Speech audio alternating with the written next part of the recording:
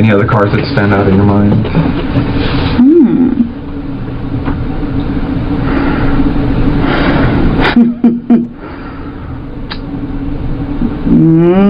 Behind this horrifying facial expression lies a bizarre crime committed by a female cop named Stephanie Lazarus. After the brutal murder of Sherri Rasmussen in 1986, Lazarus continued serving as an LAPD officer in the Van Nuys division for 23 years, completely undetected. That it wasn't until 2009, when her DNA matched the evidence found on the victim's body, including bite marks on Sherri's hand, that the truth finally came to light. In 1985, John Rutten married Sherri Rasmussen. But John had briefly dated Stephanie Lazarus during their college years at UCLA in the late 1970s. This love triangle would soon end in tragedy. That on February 24, 1986, John returned to the Van Nuys condo he shared with his wife of 3 months. What he found inside was a nightmare. Sherri Rasmussen, just 29 years old, was discovered dead on the living room floor. She had been brutally beaten and shot 3 times in the chest. The room showed signs of a struggle: a broken vase, an overturned telephone, electronics stacked on the floor, and her BMW missing. Police quickly assumed Sherri had been the victim of a burglary gone wrong. There's some notes to see as far as your name being mentioned. Okay. Do you know John Rutten? John Rutten? John Rutten? Perhaps the detective mispronounced the name on purpose to see how familiar is she with the name. Right. Oh yeah, I went to school with him. You did? Yeah. How long did you know him? Gosh, I went to school in, let's see, went to UCLA in 1978 I started, and, met him at school at the dorms. Were you guys friends, close friends? Yeah, we're very close friends. I mean, what's this all about? Well, it's a case we're working on, and it involves John, and in there, some of the statements we reviewed, there's notes and stuff that he knew you and stuff. Oh yeah, I mean, we were good friends, lived in the dorms for 2 years. You guys lived in the same dorm? Yeah. Oh, okay. Yeah, Dykstra. Okay. Were you guys just friends or anything else, or? Yeah, we were good friends. Yeah. Was there ever any relationship or anything that developed between you guys? Yeah, I mean, we dated, I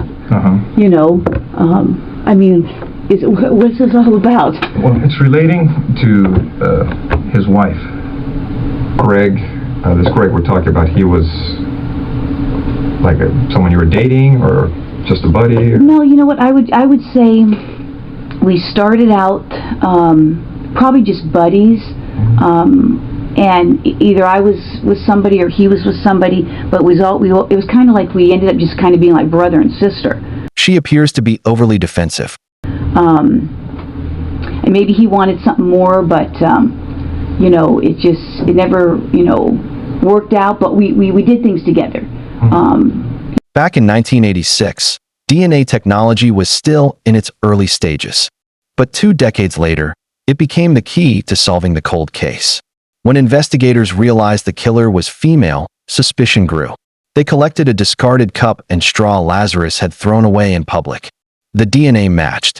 Even more chilling, Sherri's father had warned police about Stephanie Lazarus back in 1986. But his warnings were ignored. On March 8, 2012, Stephanie Lazarus was convicted of the murder of Sherri Rasmussen.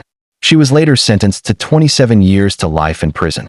A respected police officer by day, a hidden killer by night. The truth finally caught up with her. Your Honor, I'm John Rutten. Thank you for the opportunity to speak during this hearing. There are really no words that can describe the loss of Sherri and the whole of this experience, so it makes no sense to talk very long. It suffices to say that the Rasmussen family, my family, and Stephanie's family have been thrust into a bizarre world of disbelief and indescribable sadness. Sherri Rasmussen had a profound impact on so many people.